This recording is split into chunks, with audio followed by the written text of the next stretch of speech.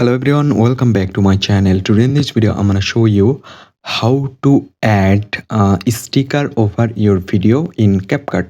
So let's begin our video. First of all, open your CapCut video editor, select new project and select your video. I select my video, then add it. Right now, if you want to add a